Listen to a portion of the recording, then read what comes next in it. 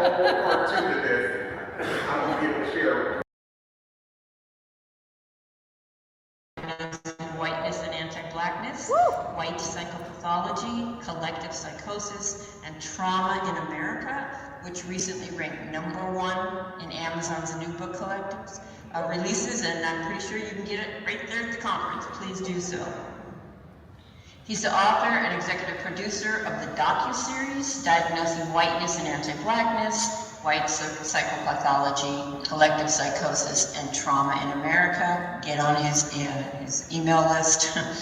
It's a 10-part video series, and he's the founder of Blackademics, a nonprofit organization that provides educational experiences and opportunities to educators, lawyers, healthcare professionals, and the larger population.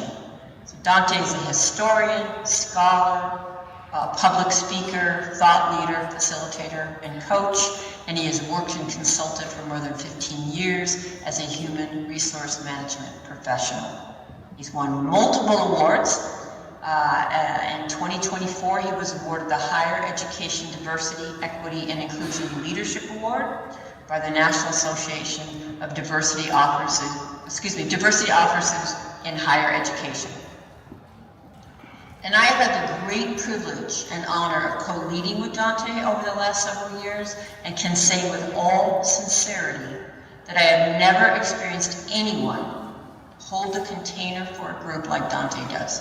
And he allows the deepest and most courageous honesty in participants from all points on the racial spectrum. Dante honored me by asking me to write the foreword to his new book, and has honored me again by asking me to read it to you. I will do so now and then turn it over to him. I am white.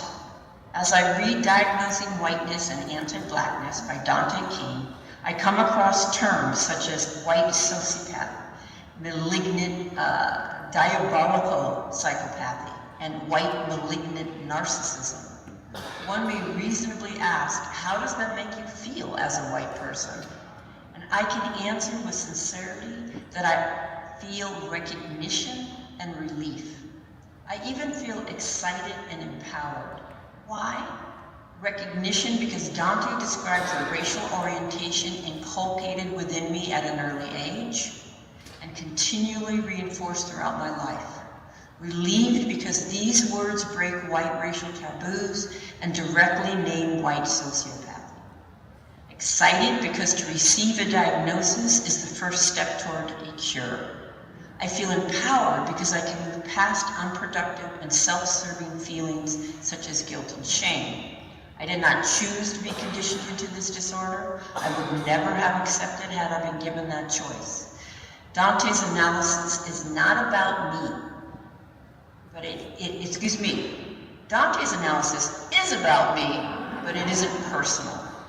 That understanding is actually liberating as it frees me from defensiveness, hurt, anger, and denial. It renders my self-focus moot. I am left ready to challenge white sociopathy within myself, my fellow white people, and society as a whole. I've been involved in anti-racist education for over 2 decades, working both internally and externally to expose and challenge white supremacy. I could not have done that without deep mentorship from Black people and other people of color. That mentorship required me to break with my conditioning and see value in having relationships across race. As a white woman, I was not raised to know or love or see Dante King. What a tragic loss that would have been if I had not made the changes in my life that would bring us into relationship. Dante is among the most powerful teachers I have had the honor to learn from. I hold the deepest sense of awe for his brilliance, compassion, commitment, and courage. Dante does not tip around white fragility, bending over backwards so as not to upset our delicate sensibilities and set up our rage. Yet, as Marguerite Malloy testifies, Dante's directness exacts a very high toll.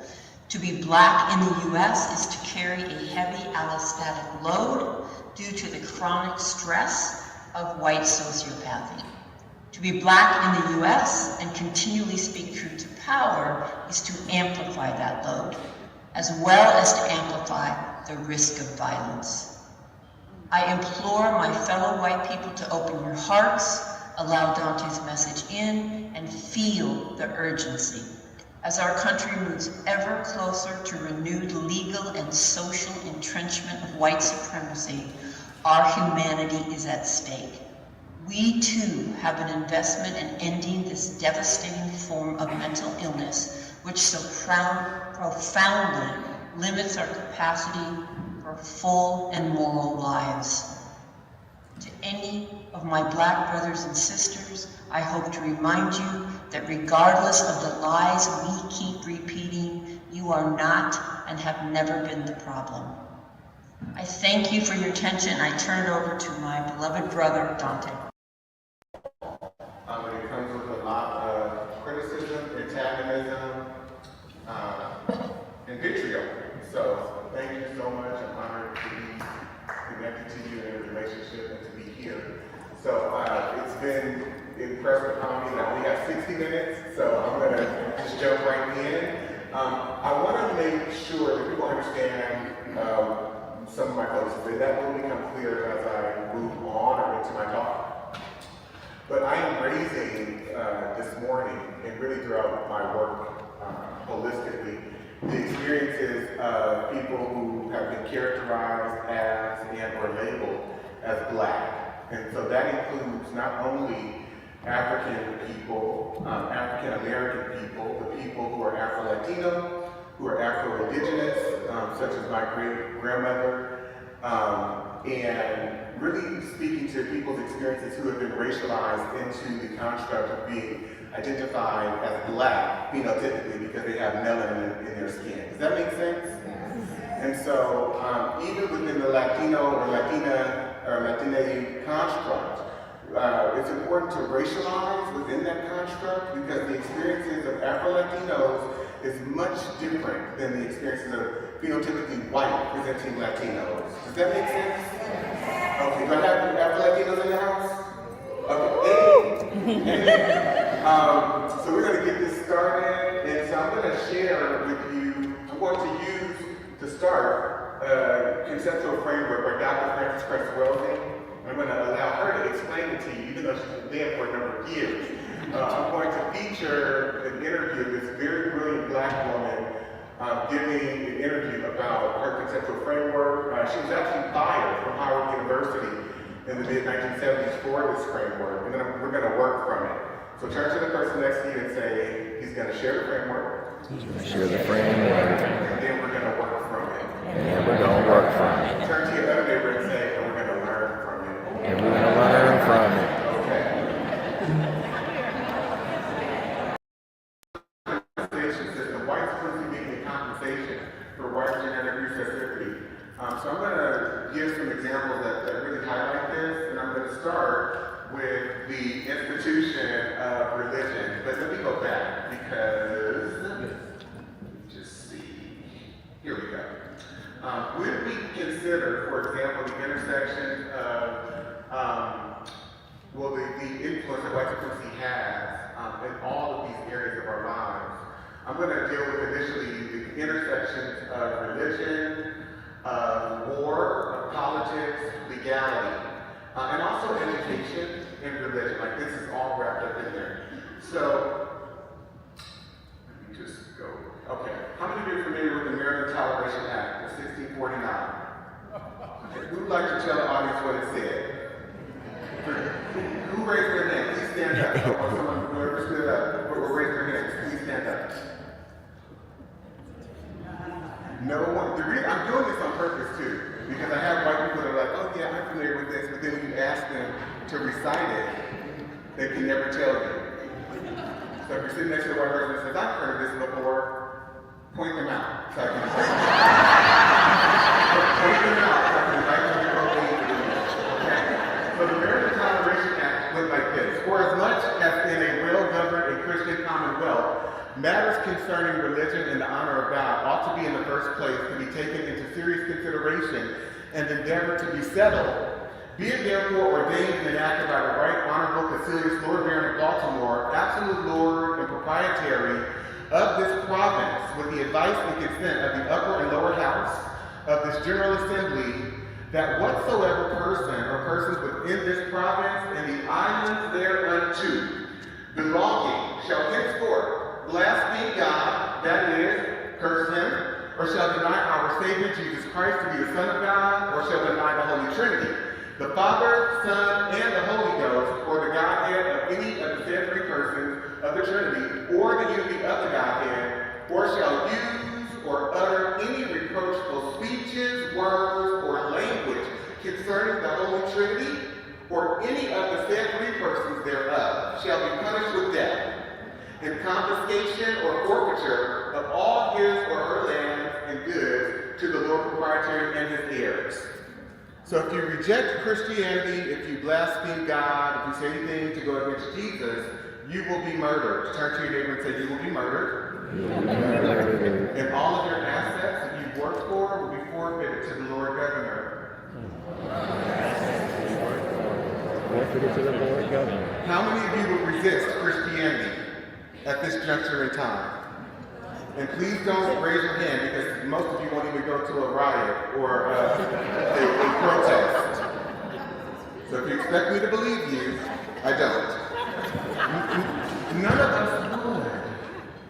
So we have to understand that the weaponization of white religion, of European religion, and how it's been used as warfare, not just psychologically, but physically. I think it's very important too to understand in this what I refer to as the conversion laws. I'll give an example of just one. This is 1667, and it says, whereas the doubts have risen, where the children that are slaves by birth, by the charity and piety of their owners, made partakers of the blessed sacrament of baptism, should by virtue of their baptism be made free. It is enacted and declared by this grand assembly and the authority thereof, that the conferring of baptism does not alter the condition of the person as to his bondage or freedom, that diverse masters free from this doubt may more carefully endeavor the propagation of Christianity by permitting children, those slaves, or those of greater growth capable to be admitted to that sacrament. So prior to this law, Christianity came with the benefit of freedom. And after this law, it did still for people who were considered free and European. But if you were enslaved, an indigenous person or an African person, that characteristic of freedom, no, is no longer there. So they went about baptizing indigenous people, converting African people, and they could baptize them, but what this law said is you will be baptized and made Christian, but you will not be free. Does that make sense? So how many of you understand that anti-blackness sits at the heart of white morality? Anti-blackness, say this with me, turn to your neighbor and say, anti-blackness sits at the heart of white morality. And I'm going to go to another, so this is the law that gave white Christians gave to other Christian folk. This is under the English, this is in Virginia, to be able to murder black people with impunity. And here's how it reads. It's called the Casual Killing Act. Turn to your neighbor and say, it's not malicious killing, it's casual killing. So this law says, whereas the only law enforced for the punishment of refractory servants resisting their master, mistress, or overseer cannot be inflicted upon Negroes because black people are too stubborn, they need a stronger degree of force. Because as they are resisting rape, pedophilia, they're resisting their mother being raped, they're trying to fight for them, as they themselves are resisting from having their daughters, their 10-year-old, 11-year-old, 12-year-old daughters be put out for prostitution, which is how the American empire gets built. As they start to resist that, we need a form of correction to be able to keep them in line. How many of you are tracking with me? Okay. So because of their stubbornness, you see the word obstinacy, many of them they can't be suppressed by anything other than violent means, be it enacted and declared by this grand assembly if any slave resists his master or other by his master's order correcting him, and by the extremity of the correction, I have to memorize some of them, should happen to die, that his death shall not be accounted a felony, but the master or that other person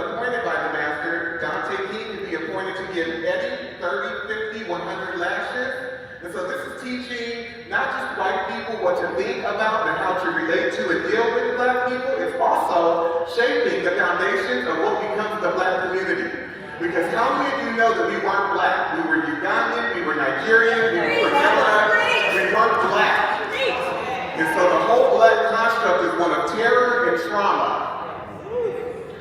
And so it said, since, we're giving basically white people the benefit of the doubt, and the entire legal landscape in this culture, and institutional and cultural landscape, is all about giving white people the benefit of the doubt. So each one of these laws and everyone that follows subsequently assumes good intent. How many of you know that a Black person can never assume good intent of anyone? We have no allies here, and sometimes that even includes people that look like us, because they've been trained to adhere to a psychological framework, a cultural framework, a value system, a belief system that aligns themselves with whiteness. And so I have to understand and size up very quickly and accurately who in the room is doing their work. Because even Black people cater to white comfort and seek validation from white people and other non-Black people, and they see a valuelessness when it comes to other Black people. So I have to stay away from those Blacks. Turn to your neighbor and say, you have to stay away from those Blacks. Stay away from those Blacks. And don't get me wrong, I'm very clear because I used to be one of them. And I'm in recovery. And I still struggle with be or can be given the circumstance or whatever. But I'm working on myself. And so I'm inviting all of you, as I am too, to be on this journey of recovery from white supremacy. Recovery from anti-blackness. So I'd like you to turn to your neighbor really briefly and just share. What's your initial reaction to some of the examples that I just shared? I'll give you 30 seconds each. Person, just one. A reaction? No one? Okay. You are taking us to church. Synagogue. What am I missing? Temple. Mosque. You are bringing us knowledge to empower us and to help us believe and receive that we are connected to a feeling that we ain't crazy. Look here.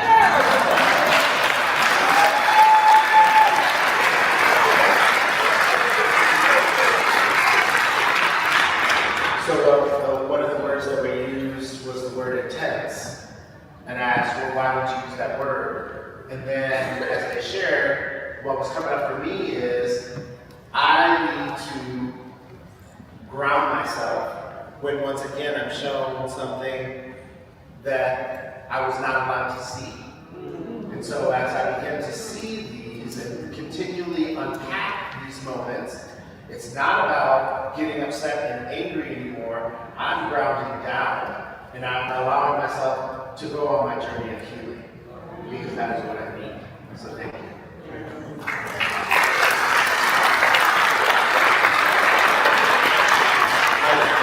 And I love what you said. I do want to say I am angry. Yes. And I will forever be angry because not understanding this knowledge, I did feel crazy. But I also blamed my parents for things. I misdirected my discontent and my anger because I didn't have this information. And so left without any context, I blame Black people for their misgivings, for not doing X, not doing Y, not doing Z. I had no reference. And once I was able to go on this research journey, then I'm going to invite you to go on with me, and also Dr. Ralph D'Angelo. We have a 16-week fellowship that we're doing together. But once I began my research journey about 20 years ago, it just traumatized me. I went through grief. I was very sad. I became depressed. I became suicidal at what I was finding out. And it allowed me to understand that there's not one African American person in this country or Afro-Latino person or person of African descent who has a lineage that dates back to the antebellum period, or any Black person even that has come since the end.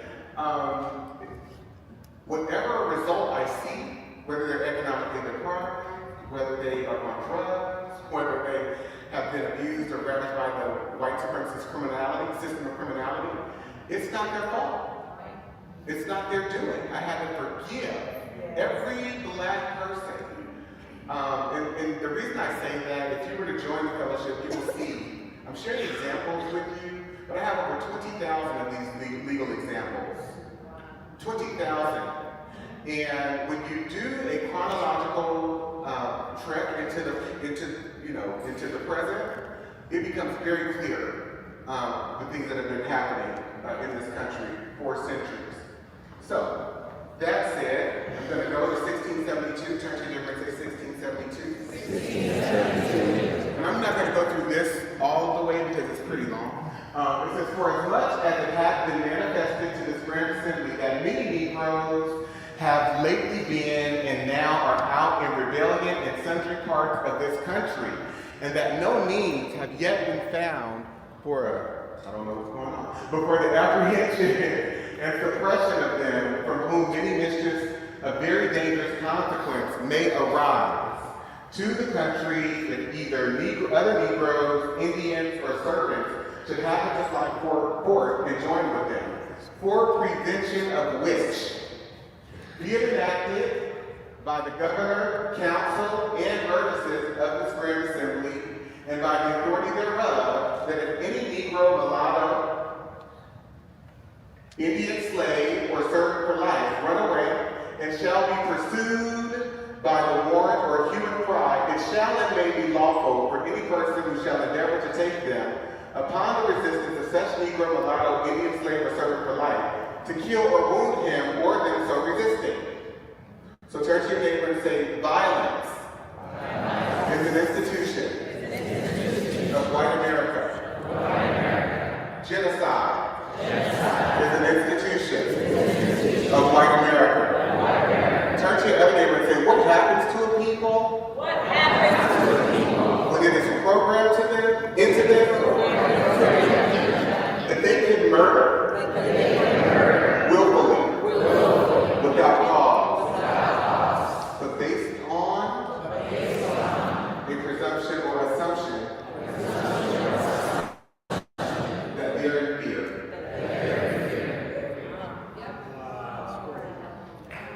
What happens over time? How many of you see that the humanity and the emotionality, empathy, and compassion is being regulated out of white people? By show of hands. Okay.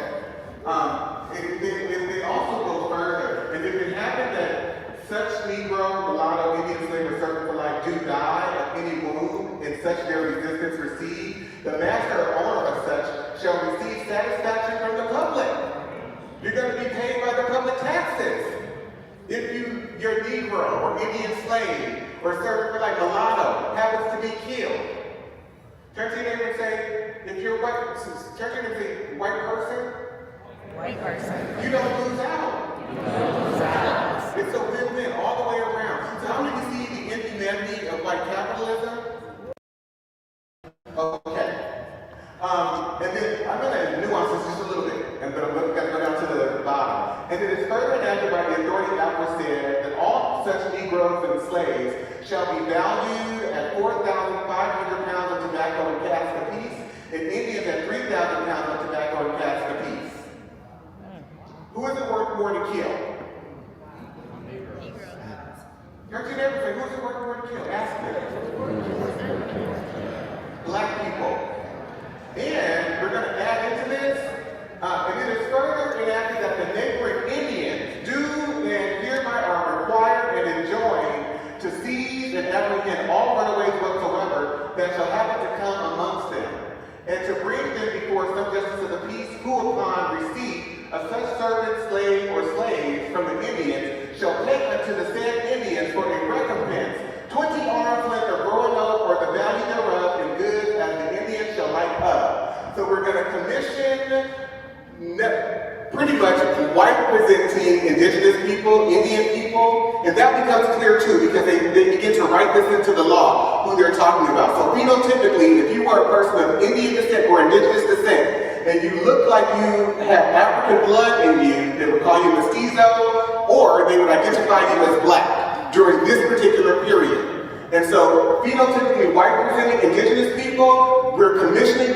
you to go after and target phenotypically Afro-indigenous people, African people, and African black people who are here in the colony. How many of you get this? This is very nuanced, and it's important that we racialize always, understanding that racism in America is a color caste system. Turn to your neighbor and say, it is a color caste system. This is the Preventing Negro Insurrection Act. How many of you would be angry over the last 50, 60 years, leading up to 1680, if you were black, based on just a few examples I shared with you? How many of you would be angry? And so black people start to organize, Angolans and others that they are bringing in from the western strip of Africa. And so they implement this Preventing Negro Insurrections Act. And here's what they say. Whereas the frequent meeting of considerable numbers of Negro slaves under pretense of feasts and burials is judged of dangerous consequence. We don't want them eating breakfast, lunch, or dinner. We don't want them attending funerals because they are attempting to organize and resist. How many of you see this? Okay. Be it enacted by the King's most excellent majesty by and with the consent of the General Assembly, and it is hereby enacted by the authority aforesaid, that from and after the publication of this law, it shall not be lawful for any Negro or other slave. I'm going to repeat that. For any Negro. Turn to your neighbor and say, we are not just talking about. We're not just talking about those who were enslaved. those who were enslaved. We are talking about. We're talking about All Negroes. all Negroes. And so the institutionality, the cultural fabric, the cultural psychology, and the legality of America and all of its institutions are inherently anti-black. This has less to do with slavery and the institution of enslavement than it does anti-blackness. Does that make sense? And I'm going to break this down just a little bit more. So, be it enacted by the King's most excellent majesty by and with the consent of the General Assembly, and it is hereby enacted by the authority aforesaid, that from and after the publication of this law, it shall not be lawful for any Negro or other slave to carry or arm himself with any club, staff, gun, sword, or any other weapon of defense or offense, nor to go or depart from his master's ground without a certificate from his master, mistress, or overseer. And such permission not to be granted but upon particular and necessary occasion. So everywhere a black person goes, they have to be able to justify and explain and rationalize to a white person why they are there. And how many of us have to do that right now? And have, yes, even at this conference. I won't speak to it, but people ask me, are you okay? And it's not to be helpful.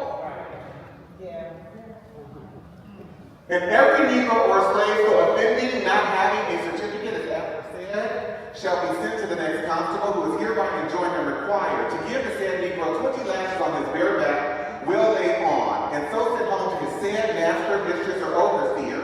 And it is further enacted by the authority aforesaid that any Negro or other slave shall presume or lift up his hand in opposition against any Christian in the European context, shall for every such offense upon due proof made thereof by the oath of the party before a magistrate, having received 30 lashes on his bare back, will lay on. And so you can't even express your discontent as a black person, because whatever that white person thinks of you as an individual or the collective group, they can destroy you. They can have you murdered. And so this right here literally is speaking to black people that decided to push back or defend themselves. But right now, in this context today, I'm not safe if I go and work for an institution. Because I've got to deal with Susie, Katie, Karen, Becky policing me. I've got to deal with what Tom and Peter thinks about me and whether I'm adhering to the standards of white standards of professionalism. And so I suffer from, and we all do, experience and suffer from a chronic anxiety. Because black safety depends on the white mind, what any one person thinks about us at any given moment. And so we're never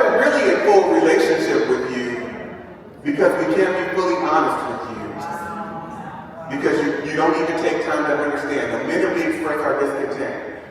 We are problematic and difficult, and if he just would have said it with a little less emotion, then I could have heard him.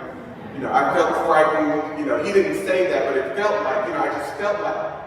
And so you all have this chronic anxiety that you suffer from, and a lack of emotionality, and lack of compassion, and a lack of humanity, that you need to begin to engage if you want to be in true and real relationship with Black people. Because do not mistake our niceness as though we are in relationship with you. We fear you, and we are programmed to cater to your comfort. And so knowing that you can have us killed, you can destroy our livelihood at any time, we have to be pleasing to you. The Black people here are identifying and agreeing with everything that I'm saying. I want you to stand.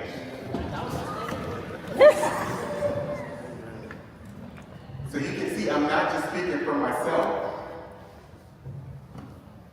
I don't even know most of these people that are standing, and yet we have this shared experience.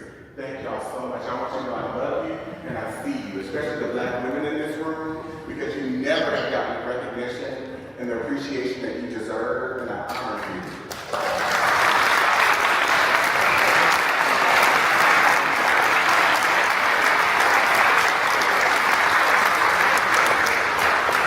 And the Black men too, my Black males, my Black brothers, I love you, I see you, I understand the erosion of your humanity. Having to minimize yourself and make yourself small, not even being able to defend yourselves, your sons, daughters, nieces, and nephews. It's crazy. So I just want to say that. And I would not be standing here today had it not been for my mom, who I worship when she was my first role model. And my dad, I love my dad too. And so it goes on saying, it is hereby further enacted by the authority that said that any Negro or other slave shall absent himself from his master's service and lie hid and lurking in obscure places, committing injuries to the inhabitants, and shall resist any person or persons that shall by any lawful authority be employed to apprehend and take the said Negro. That then, in case of such resistance, it shall be lawful for such person or persons to kill the said Negro or slave so lying out and resisting, and that this law be once every 6 months published at the respective county courts and parish churches in this colony. And so guess what? Stand up for me, white people. Please stand up for me. I just want to share with you, in our service today, we have a new law that gives you the opportunity to ask for a certificate from every Black person that you see. You have the right to police and surveil them anytime you see fit. They have to justify and explain to you why they're at any given place at any given time. And if they raise their hand to defend themselves against you, or even if you just think it, if you presume that they might be going to do something to you, you have the right to report them to the local authority and have them subjected to 30 lashes on their bare back and then sent home to their master. And if that's not enough, guess what additional privilege we're affording to you today in this law? You get to have them murdered, or you can kill them yourselves with impunity.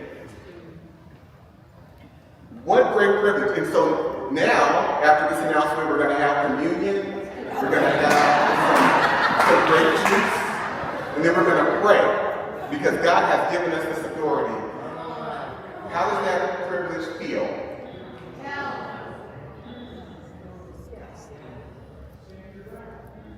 Part of me has to die for me to say yes to that. What part of myself do I have to kill to say yes to that law? A part of me has to die.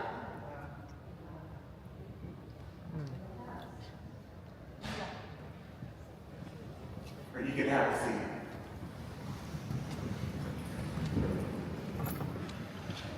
So in what ways is whiteness being defined? Because as you heard Dr. Chris Weldon say, it's not been defined genetically. It's not been defined legally, scientifically. So in what ways are these laws shaping what it then means to become white? Anti-Black. Very pro-white, concerned with the lack of pigment as a characteristic in those who have melanin. But then there's also a direct target of anti-Blackness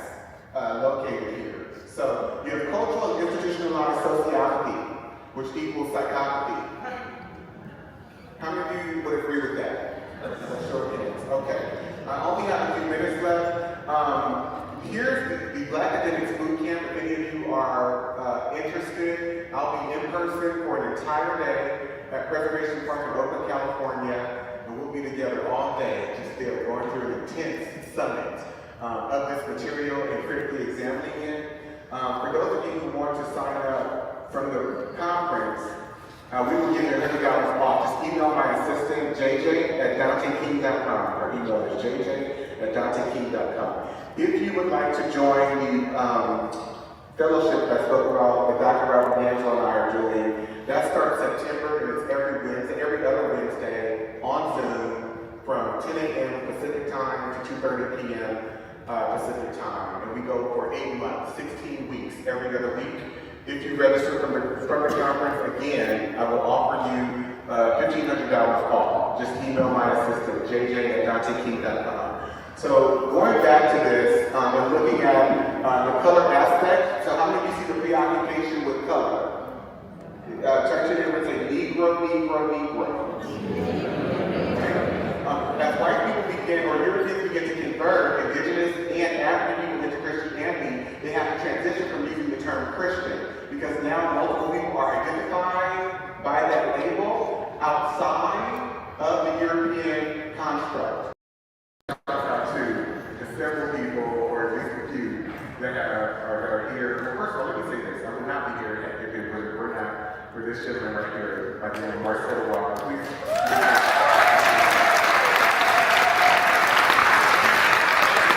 And my other assistant, who just handles my whole life. I call her my second mortgage after him. She's not here, but she's just incredible. I want to give some recognition to Dr. Marcus Campbell and Dr. Pat Savage, who are here. If we can give them a round of applause.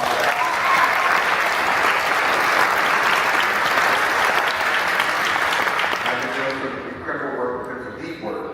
And as well as Katie. Katie's here, and where's Kelly? I saw Kelly here too. If you both want to stay. Oh, there you go. These two white women took the fellowship. I think, Kelly, you took it once and then you're back again. So she's taken it the second time, and we've just been building community and healing together, transforming together. So, thank you all.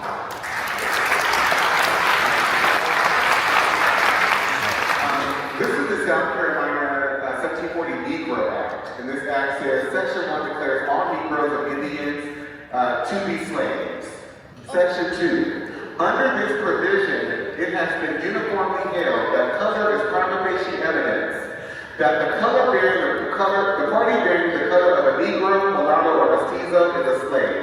But the same prima facie result is not followed for the Indian color. What does prima facie mean? Face of the evidence. So if we perceive you just based on visible, just on sight, visually, to be of the Indian color, you're not enslaved. How many of you understand that? But if you look like you phenotypically have any mixture of black or African blood, and we perceive you, you are enslaved. How many of you got that? How many of you see the object of color functioning in white people's compulsory obsession with it? Okay. So then we go to the 1790 Naturalization Act. And so this objectification of a color concept, white, turn to the white person next to you and say, you're not white. You're European. And you lack an ability to produce skin pigmentation as other groups do. Turn to your neighbor and say, you're not white. Get healed. Okay. So we're going to start a whole country, the United States of America, based on the predicate of whiteness. And so in 1790, the United States Congress passes this law, and it says, be it enacted by the Senate and House of Representatives of the United States of America, of Congress assembled, that any alien being a free white person who shall have resided within the limits and under the jurisdiction of the United States for the term of 2 years may be admitted to become a citizen thereof. So white whiteness is the main value system in America. That's how you get economics, access to opportunity through your citizenship. And so therefore, white institutions, this country, the legal system, the political system, all of our institutions function on the basis of white affirmative action and white sponsorship. There's a book called When Affirmative Action Was White, written by a Jewish guy by the name of Ira Katz Nelson. You should get it and read it. When Affirmative Action Was White, by Ira Katz Nelson. We then go on, so is this privilege or terrorism? Is it privilege or terrorism? I don't know, still no. You're not white, get healed, okay. So whiteness is psychological in nature. It's been infused into our legal system, all areas of our lives, and so has anti-blackness. And so anti-blackness is a white American legal, social, cultural, economic, institutional values and belief system. It involves the deprioritization of humans labeled as black people, as well as the criminalization, hyper-negativity, hyper-scrutiny, and negative positioning of black people and or blackness throughout all aspects of American society and life for the purpose of justifying and rationalizing political, social, cultural, economic debasement and inhumane treatment, ultimately genocide. So we are involved in a genocidal project where non-white people are concerned. How many of you see that being evidenced before you today? Okay. Anti-blackness includes, it can be a combination of texturism, featurism, colorism, and Eurocentric desirability versus undesirability based on European standards. And so some examples, and I'll share with you briefly. How many questions? So President Thomas Jefferson, he said, I advance it therefore out of suspicion only that the blacks, whether originally a distinct race or made distinct by time and circumstances, are inferior to the whites in the endowments, both of body and mind. Deep-rooted prejudices entertained by the whites, 10,000 recollections by the blacks of the injuries they have sustained, new provocations, the real distinctions which nature has made and many other, they secrete less by the kidneys. So black people don't sweat as much, you don't secrete as much by the kidneys, and more by the glands of the skin, which gives them a very strong and disagreeable odor. So we smell bad, we're unattractive. How many of you see this? Okay. President Abraham Lincoln, he says, I will say then that I am not, nor ever have been in favor of bringing about in any way the social and political equality of the white and black races, that I am not, nor ever have been in favor of making voters or jurors of Negroes, nor of qualifying them to hold office, nor to intermarry with white people. And I will say in addition to this, that there is a mythical difference between the white and black races, which I believe will forever forbid the two races living together on terms of social and political equality. And inasmuch as they cannot so live while they do remain together, there must be the position of superior and inferior, and I, as much as any other man, am in favor of having the superior position assigned to the white race. How many of you are seeing more and more white people's obsession with whiteness? By show of hands. Turn to your neighbor. This is not about being American. This is about being white American. So, President Andrew Johnson, Lincoln's successor, once Lincoln was assassinated, he said the blacks were given the right to vote. That would place every splay-footed, bandy-shaped, humpback, thick-lipped, flat-nosed, woolly-headed, ebon-colored Negro in the country upon an equality with the poor white man. As long as I am president, this will be a country for white men and a government for white men. So we go, Albert Einstein, he said that racism is a disease of white people in 1946.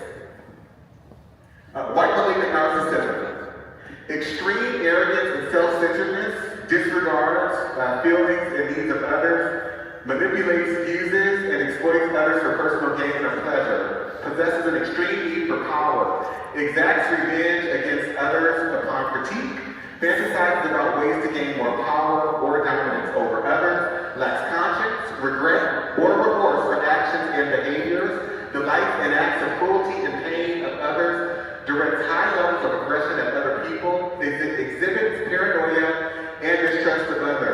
I was going to get into, if I had time, the ways in which academic institutions were used to create scientific philosophies to define Black people as inferior. And so if you study the field of psychiatry, white psychiatry, you understand that all of the behavioral determinations that have been made are all made up by white people. And they use their own cultural, psychological orientations to try and define and determine what human behavior should look like for all human beings on the earth. How many of you understand the degrees of narcissism contained in that particular functionality? To think that you're able to define human behavior for every human being on the planet, not understanding their culture, the nuances of lineage of the culture, what people value, no consideration of it. Just use labels to diagnose people based on how you perceive them. Turn to your neighbor and say, it is psychotic. And so, that was University of Pennsylvania. I'm going to end with a quote. If I can get to it. These are rape laws that just only included white women, didn't include Black women.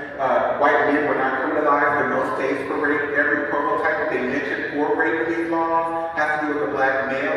And I'll just share a few examples with you about this. This is Celia, who murdered her 65-year-old master Robert Newsom in 1855. And when the judge handed down the instructions for the jury, here's what the judge said. If Newsom was in the habit of having intercourse with the defendant who was his slave, and went to her cabin on the night he was killed to have intercourse with her, or for any other purpose, and while standing, he was in the floor talking to her, she struck him with a stick, which was a dangerous weapon, and knocked him down, and struck him again after he fell, and killed him by either blow. It is murder in the first degree. So if he was in the habit of raping her, he should have just been able to do it.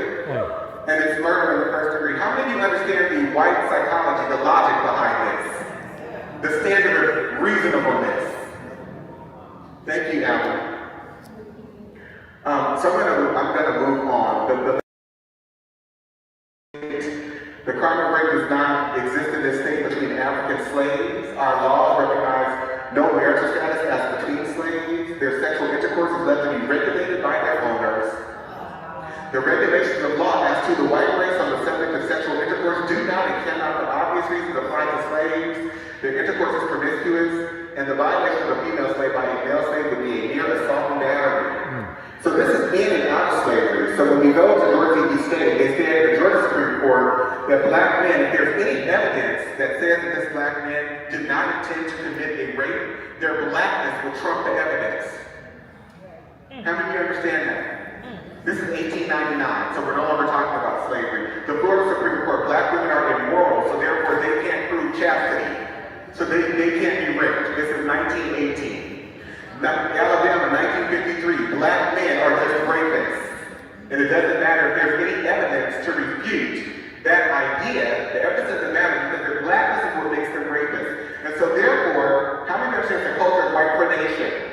And so rape and pedophilia are white American cultural institutions, white American moral institutions, white American legal institutions, white American political institutions, and white American economic institutions. So Dr. Bobby Wright, can I have 5 more minutes, please? Yeah. Can I get 5 more minutes?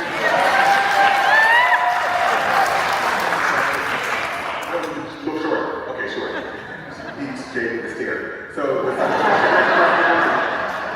in his seminal work, the Psychopathic Racial Personality, Dr. Wright analyzed the behavior of European Americans toward African Americans through the lens of psychopathy. He proposed that the historical and ongoing mistreatment of African Americans by European Americans is not simply a matter of prejudice or ignorance, but it is indicative of a deep-seated psychological condition.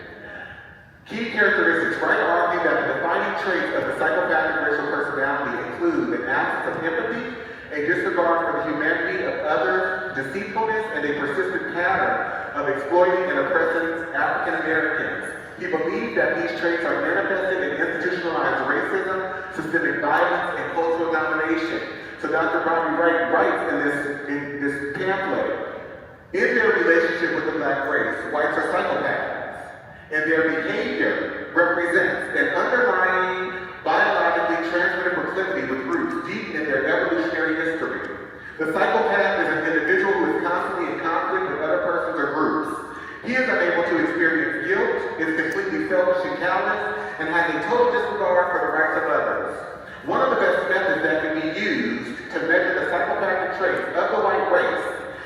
observing and analyzing their universal overt behaviors and attitudes towards blacks.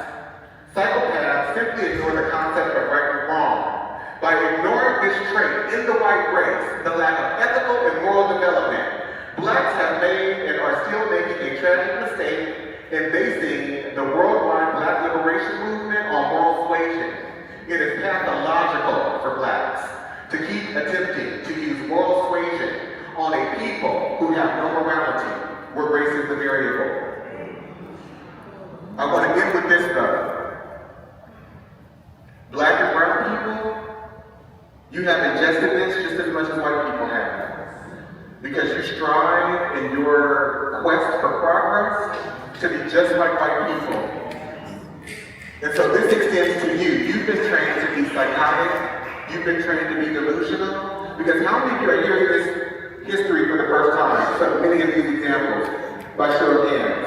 The specifics of it. I want you to stand. How many of you are hearing it for the first time? And I'm just to say, everyone in this room is, in terms of the specific examples. I'm sure you can have my presentation. That means you've been living within a delusion. Because you've not known what has gotten you here to this moment. And so you've been living in a delusional state. And so if white people have been trained to be sociopathic and psychopathic where black people are concerned, that is true for you too. Because everything that they believe, you believe. Everything that they value in terms of their educational system, language, logic, all our cultural norms, standards, you brought into that too. So you have to do your own work and start your own journey. Thank you so much for having us.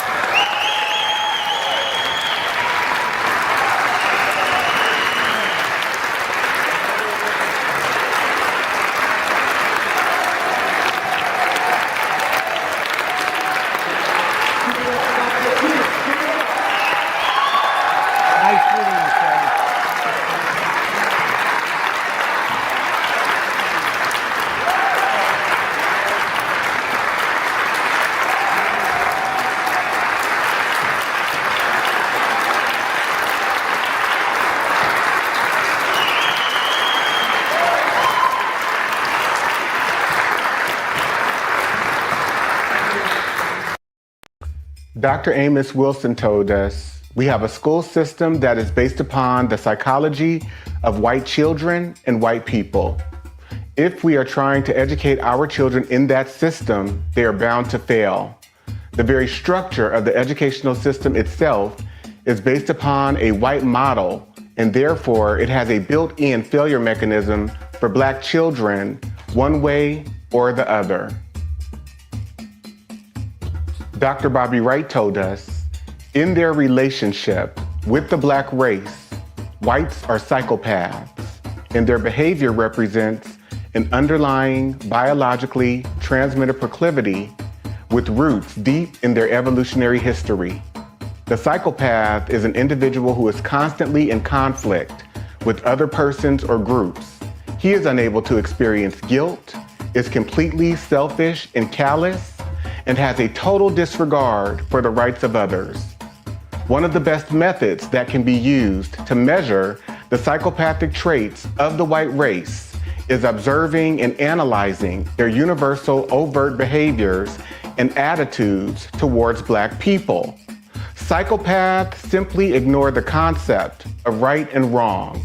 By ignoring this trait in the white race, the lack of ethical and moral development, blacks have made and are still making a tragic mistake in basing the worldwide black liberation movement on moral suasion.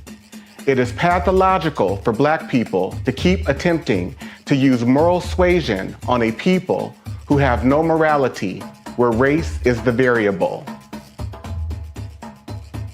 Acclaimed author Dante King invites you to purchase his book, Diagnosing Whiteness and Anti-Blackness, by going to his website, www.danteking.com, or Amazon, Barnes & Noble, and any other major book retailer